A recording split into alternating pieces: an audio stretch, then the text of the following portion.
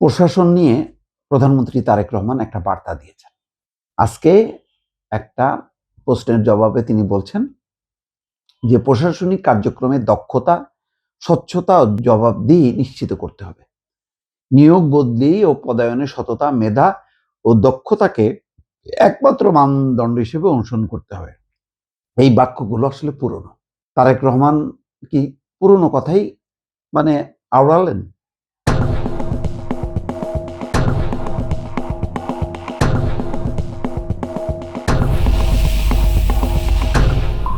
আমি আপনাদেরকে একটা গোপন কথা বলি। আমাকে যেই সূত্রটা বলেছে, আমি তার নাম না বলি, কিন্তু আমি বিশ্বাস করি বলেই আপনাদের একটা খবর বলি। দুদিন আগে রাত ৮টার দিকে, সম্ভবত ৭:৩০ ৮টার দিকে হঠাৎ করে প্রধানমন্ত্রী ২ সিটি কর্পোরেশনের ৮ জন কর্মকর্তাকে প্রধান নির্বাহী, স্বাস্থ্য, বর্জ্য এবং আম স্বাস্থ্য, বর্জ্য এবং সম্ভবত আরেকটা আমি একটু বলছি, মোট ৮ জন কর্মকর্তাকে ৪ জন ৪ জন ৮ জন কর্মকর্তাকে ডেকেছিলেন। কেন ডেকেছিলেন? একটা সময়সীমা বেঁধে দিয়েছেন। সময়সীমা কত আমি সেটা বলব না, কিন্তু একটা সময়সীমা দিয়েছেন এবং খুব বেশি লম্বা সময় না, আবার একদম খুব অল্প সময়ও না, খুব যৌক্তিক একটা সময় বেঁধে দিয়ে বলেছেন তিনি এই ২ সিটি কর্পোরেশনকে আবর্জনা মুক্ত দেখতে চান, পরিচ্ছন্ন শহর দেখতে চান। যদি আপনারা পারেন এই চ্যালেঞ্জ নিতে, তাহলে এখনই বলেন, আর নাহলে রিজাইন করেন। কিন্তু এই সময়সীমার মধ্যে আমি দেখব যে আপনারা কাজ করছেন কিনা এবং কাঙ্ক্ষিত যে পরিবর্তনগুলো আসছে কিনা। যদি না আসে, তাহলে কিন্তু আপনাদের বিরুদ্ধে বিভাগীয় প্রশাসনিক যে শাস্তিমূলক ব্যবস্থা নেওয়ার দরকার সেটা আমি করব। একদম সাফ কথা, একদম পরিষ্কারভাবে বলেছেন। তার মানে ওই যে কোরবানির ঈদের সময় তিনি যে বর্জ্যটা দেখলেন ৪ ঘন্টা ধরে শহরে, সেটা কিন্তু ওই দিনই তিনি নাটক করেননি। তিনি ফলো আপ করছেন বলেই সংসদের মধ্যেই ওই ২ সিটির ৪ কর্মকর্তাকে, শুধু প্রশাসক ছিলেন না, বাকি সব যেই গুরুত্বপূর্ণ যেই কর্মকর্তারা, পরিচ্ছন্নতা, বর্জ্য ব্যবস্থাপনা, স্বাস্থ্য এবং চিফ এক্সিকিউটিভ তাদেরকে তিনি ডেকে এই হুঁশিয়ারি, কারণ তাদের হাতেই তো এই কাজগুলো, মশা নিধন। তারা কথা দিয়েছেন এবং তিনি দেখবেন। আরো একটা গোপন তথ্য আপনাদের সামনে প্রকাশ করি।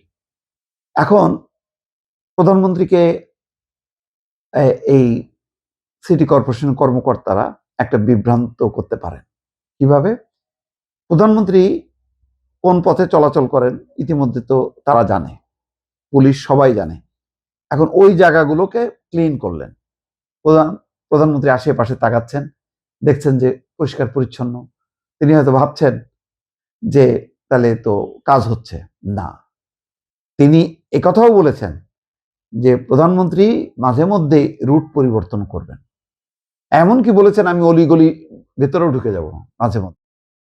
বুঝতে পারছেন? এবং সেটা যে করবেন, এই সচিবালয়ের কিন্তু স্টাফরা এখন বোঝেন যে যেকোনো মুহূর্তে কিন্তু প্রধানমন্ত্রী এসে তার দরজার সামনে দাঁড়াবেন।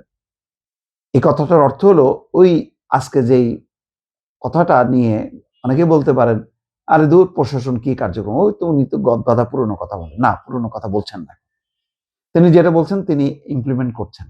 আমি তো কয়েকবারই বলছি যে আমার সাংবাদিকতা জীবনে আমি কখনো দেখিনি যে কোনো প্রধানমন্ত্রী কোরবানি ঈদের সময় মানে বর্জ্য বা কি বলে পরিষ্কার পরিচ্ছন্নতা বিষয়ে নজরদারি করার জন্য ঘুরে বেড়াচ্ছেন। কোরবানি এ বাদ দেন, অন্য যে কোনো সময় কখনোই করেন না। তিনি কিন্তু প্রথম করলেন। তো সুতরাং দুদিন আগে যে বার্তাটা, কি বার্তা আবার বলি, ৮ জন কর্মকর্তাকে সংসদ ভবনে ডেকে নিয়ে তার চেম্বারে তিনি যা বলার কিন্তু মেসেজ দিয়ে দিছে, সময়সীমা বেঁধে দিছে। আমি সময়সীমাটা শুধু বললাম না, কারণ যদি আমি বলি আপনারা সোর্সকে বুঝে যাবেন। আর একটা, তিনি ওই যেই পদ দিয়ে আসেন সচিবালয়ে ঢোকেন, আবার সচিবালয় থেকে বের হয়ে যান, পার্লামেন্টে যান বা তার বাসায় ফিরে যান। না, উনি সচিবালয়ে আসার পথে অন্য হঠাৎ করে পথ ঘুরায় ফেলবেন, ওনার তো কোনো নেই। ওই যে মানে একেবারে সব জায়গায় যেখানেই যাবেন একেবারে পুলিশ আর্মি দিয়ে ভরে ফেলতে হবে, তারপরে তিনি মুভ করবেন, তা তো না। এটা তো বোঝা গেল ঢাকা বিশ্ববিদ্যালয়ে তিনি ছাত্রদের মাঝে নেমে গেলেন। আমি তো নিজে এখনো বলি যে এই ভিডিওটা আমি মানে বেশ কিছু যারা আপ করছে আমি বারবার ঘুরে ঘুরে দেখছি, টপ শট নিচ থেকে শটগুলো, আমি রীতিমতো আতঙ্কিত হয়েছি যে কিভাবে এই ঝুঁকিটা নিতে পারলেন। যাই হোক, এটা উনি নিয়েছেন, কারণ উনি সাহস, অনেকে বলেন না উনি ভয় পান কেন, আসেন না কেন, উনি ভয় পান বলে আসেন না। তো উনি যে আসলে ভীত না সেটা কিন্তু বারবার প্রমাণ করছেন। চাঁদপুরও আমার একজন বললো, ভাই চাঁদপুরের তো দেখেননি, উনি চাঁদপুরে যেদিন খালকাটা রেতে গেলেন, মানে কোনো সিকিউরিটি ছাড়া যাচ্ছেন, যেখানে সেখানে নামতেছেন, কথা বলতেছেন, ফিরছেন। যাক, মোট কথা হলো এগুলো একটা পরিবর্তনের লক্ষণ ভাই। 5ই আগস্টে তো আমরা পরিবর্তনের স্বপ্ন দেখলাম। 5ই আগস্টের জন্য বড় রাজনৈতিক দলগুলো যুক্ত ছিল, তো তারা তাদের একটা কমিটমেন্ট পূরণ করছে। এখন এই যে প্রশাসন, গতিশীলতা, পরিষ্কার পরিচ্ছন্নতা, আপডেট করাটা, এই কাজগুলোর উপরে তিনি কিন্তু নজর দিয়েছেন, তিনি কিন্তু ছাড়ছেন না, ধরে বসে আছেন। কিন্তু প্রত্যেকটা যেটা তিনি বলতেছেন ওটা কিন্তু ফলো আপ করতেছেন, যে আজকে বলে আর একটা ধরলো, ওইটা পিছনটা কি হলো না হলো দেখছেন না, না, প্রত্যেকটা কিন্তু ফলো আপ করছেন। অতএব সাধু সাবধান।